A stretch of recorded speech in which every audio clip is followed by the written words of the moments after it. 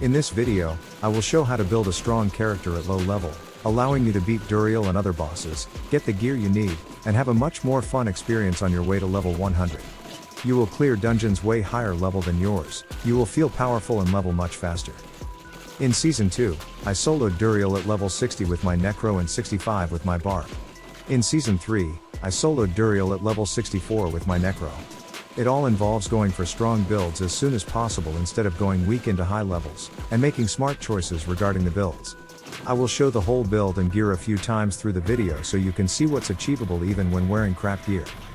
So here is how I was doing it. First, I would level up quickly and move up to World Tier 3 and 4 as fast as possible. I play a Corpse Explosion Necromancer, because I like solid builds, and dislike glass cannon builds. As I level up and go up in difficulty, I keep important key aspects. The crucial aspects you need are Shielding Storm, Blighted, and Ultimate Shadow. These three are necessary for my build. All the rest, I just do with what I find, maximizing toughness and damage, always prioritizing toughness if I have to choose. Another thing I do while leveling and going up the tiers is accumulating mats for Varshan and Grigwar. Once in World Tier 4, hit the world bosses as much as possible. You will potentially get easy upgrades and mats. Then you can go beat Varshan to get the Ring of the Sacrilegious, and Grigwar to get the How from Below unique gloves. These two pieces of gear will be an extremely good quality of life improvement in your build. If you can't beat Varshan and Grigwar in World Tier 4, you can do them in World Tier 3 and still get your gear. But keep in mind that we'll most likely use more mats overall in order to get your uniques. Which means more time wasted farming. In terms of gear, I always prioritize lucky hit chance with barrier, and then everything toughness. The idea is that if the bosses can't heal, even if it takes you some time, you will inevitably win the fights and get gear upgrade. I prioritize lucky hit chance because helps me apply stun, generate corpses, reduce all cooldowns, etc. The whole build revolves around lucky hit. Stack your lucky hit chance potions form Helltides. They will help for bosses. While you're going through this process, you need to understand you can be very careless with your gear. You can beat all the bosses at low level with crappy gear, as long as you get the right things on it. There is no point in min-maxing anything, except prioritizing lucky hit chance and survivability. If you find a piece of gear with 2 toughness affixes and lucky hit chance, roll the 4 affix 2 to 3 times until you get anything that helps for toughness, and that's it. You'll get better gear later, no need to invest more in any of that crap you will use to farm the bosses. At this point you should be pretty low on mats, so you need to save them to roll the 4th affix on all items you'll use, upgrade the gear, imprint aspects, etc. Once you have your mats for Duriel, this will be a much harder challenge. You need to prepare. You need these important following points: enough armor to survive Duriel's physical attacks, maximum poison resist, as much life as possible on your gear. You need to prioritize life when it comes to toughness, because scaling up your life also scaled up your barrier. You will however need to change all your gems for Amethyst. The reason is simple: you get much more endurance against Duriel's poison with 8% damage over time reduction than with 4% life increase. You will need the aspect of Ultimate Shadow ideally on your offhand, the Blighted aspect on your amulet, and the aspect of Shielding Storm of your helmet. You should also have your Sacrilegious Ring and Howl from Below gloves, that are crucial and both provide a lot of lucky hit chance.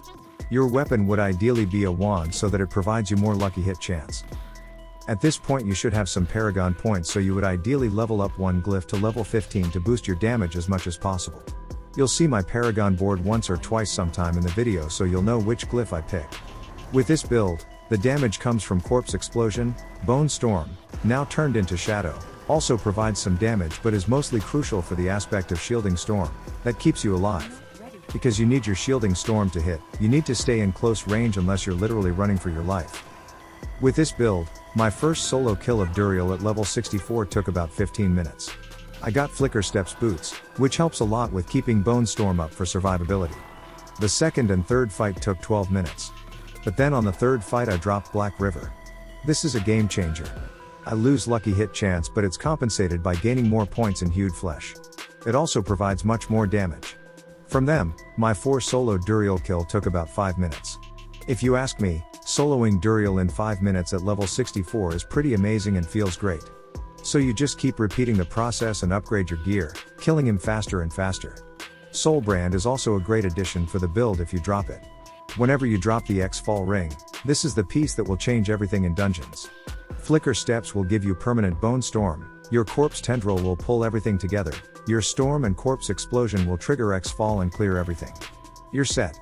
Now you'll have 35 levels to min-max your build, instead of being weak and half-geared until level 90 and min-maxing at 100. At this point, I can already solo dungeons with enemies level 120 easily. Which means they are 56 levels higher than me.